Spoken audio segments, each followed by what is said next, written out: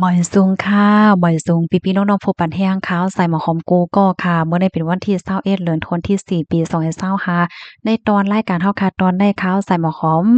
มีขับหมายไปขึ้นลอยสู้เทปดอนตาปีในมาป่องแรงปันพี่ๆน้องๆผู้ถมรายการเฮาเลยค่ะอ้อป้อว่าก็เดฮอดถึงมาเหย้าเลยค่ะจ้อมหนังฟิงเงฟิงทุ่งโกนปื้นตีดิเว้งเกียงใหม่มีนันเสเพราะว่าฮอดถึงมาวันผิดวันตุ่มศิลเดือน6ม่วนเพราะว่าเนี่ยจึง ได้ออนกันไปขึ้นลอยสู้เทปเมียสปิดเกี้ยงใหม่อยู่กูปีแล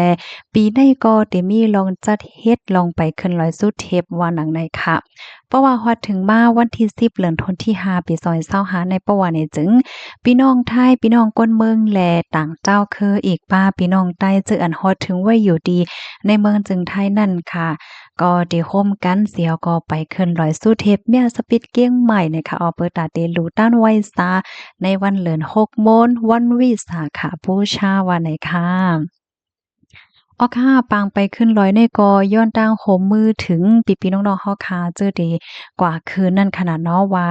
ให้อ่อนกันรักษาลองมดไสค่ะเนาะเพราะว่าเฮาค่ะไปขึ้นไหนเปิ้นก็ได้มีเหมือนจังหนังตั้งกินตั้งย่ำค่ะเนาะน้ำส้มน้ำหวานจังได๋มาแจกมาตอนปันไหนค่ะอ้อเพราะว่าเฮาค่ะกินเหล้าไหนก็บ่ได้เป็นเต้าน้ำวาหวานผักหวานหังจังไหนก็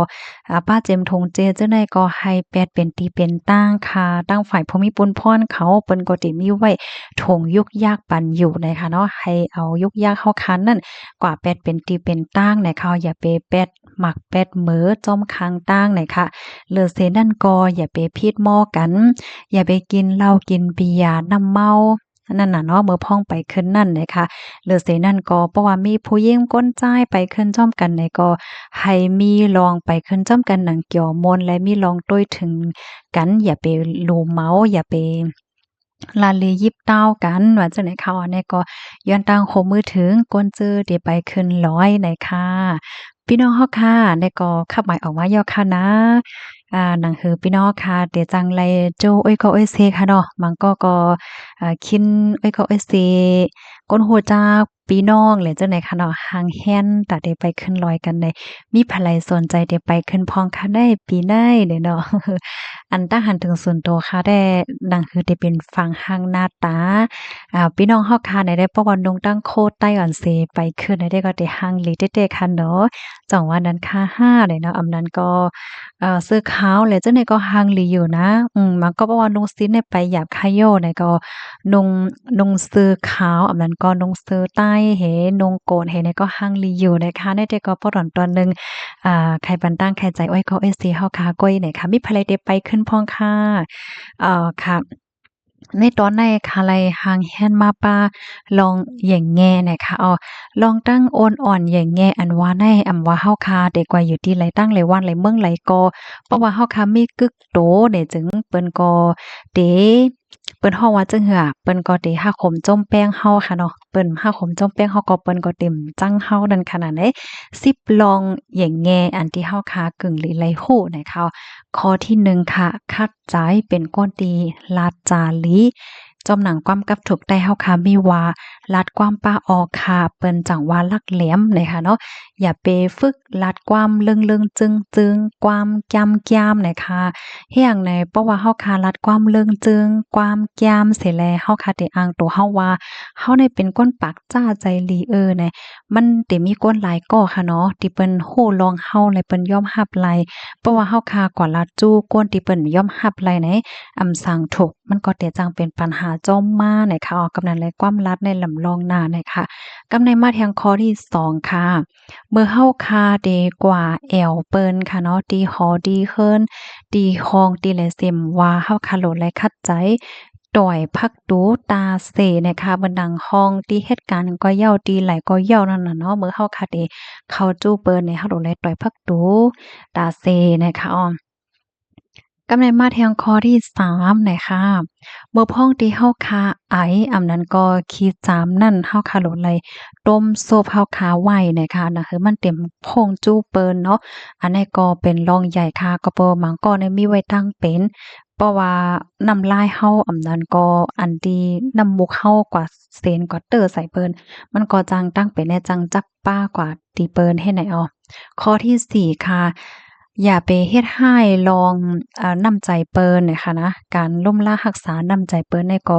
ลำลองหนาให้ไหนเนาะบ่ได้เป็นลองลาดลองจ๋าลองเฮ็ดลองสร้างหรือจังไหนเนี่ยเฮาโหลไลเป็นก้นตีว่วนหันถึงใจเปิ้นใจเฮาเลยค่ะก้นเฮาคากูก็ในมีข้อดีและข้อบ่ดีเหมือนกันหมดเพราะว่าเฮาคาซ้ำกว่าจุดอ่อนเปิ้นข้อบ่ดีเปิ้นมันลาดในแก่ก้นนำบ่ว่าไหน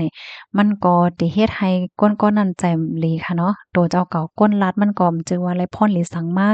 ก้นที่เปิ้นมีตั้งโ้ในเปิ้นเต็มเฮ็ดจั่งไหนเนี่ยค่ะว่าข้อที่4เนาะกับในข้อที่5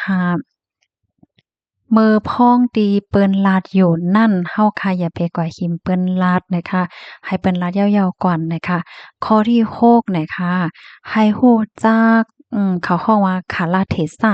กาลเทศะเฮ็ดจังได๋คะเนาะหมอนับยำเปิ้นค่ะกวนเฮาค่ะในเพราะว่าเฮาค่ะหมอนับยำเปิ้นไหนมันเตลีหนานั่นน่ะเนาะอำว่าไผก็ยาวก้นคือสังก็ยาวเป็นก้นอีหังก็ยาวค่ะเนาะการที่เฮาค่ะหมอเป็นปลาย นับยำเปิ้นในเป็นลองตีลีเนี่ยค่ะข้อที่7ค่ะข้อที่7ในอย่าไป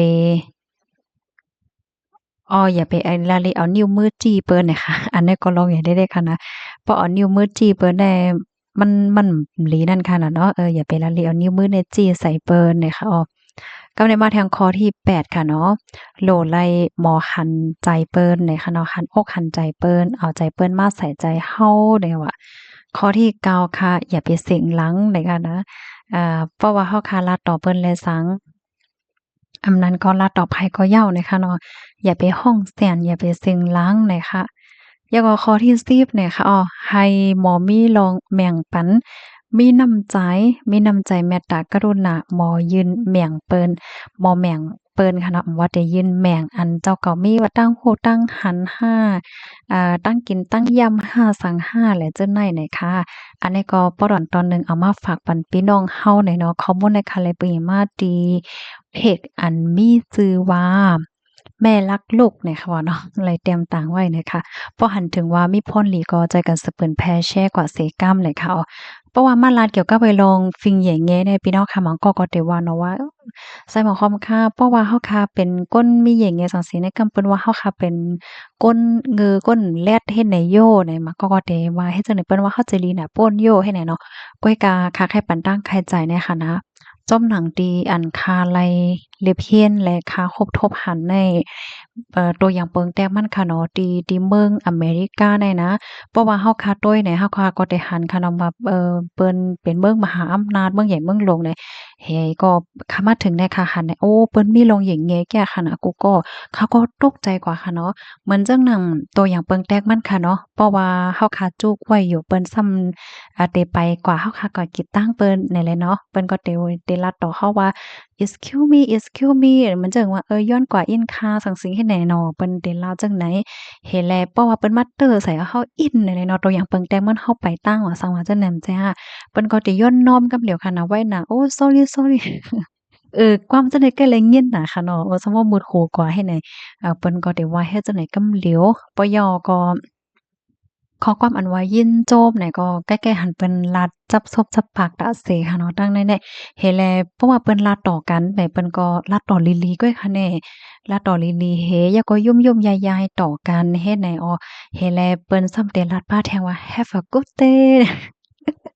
อันนี้ก็แก้เลยยินน่ะค่ะเนาะซั้นบ่มืดหูกว่าว่าบ่เป็นความใต้เฮาก็ย้อนให้เป็นวันตีหลีย้อนให้สู่มีวันตีหลีนะจังใดนั้นค่ะน่ะเนาะความไทยก็แล้วขอให้มีวันที่ดีจังเนี้ย have a good day เดี๋ยวมันก็ยุ่มๆเห็นลาต่อกันจังเนี้ยก็นั้นแลเขาก็เลยเห็นฮู้ว่าโอ้โฮเปิ้นก็หยังแงเต๊ะๆนั่นค่ะน่ะเนาะอันนั้นแต่ก็ใครมาแชร์นี่เป็นพี่น้องเฮาค่ะเนาะการที่เฮาคามีลองแหย่งแง่กึกโตในว่าเฮาคาอยู่ที่ไหนตั้งไหนเมืองไหนก็ หันถึงว่ามันก็เป็นรองตีหลีเนี่ยค่ะเนาะเจ้าแม่นค่ะบ่แลใจก็จ้อยแช่กว่าค่ะยินจมนำข่าวหมายทรงค่ะ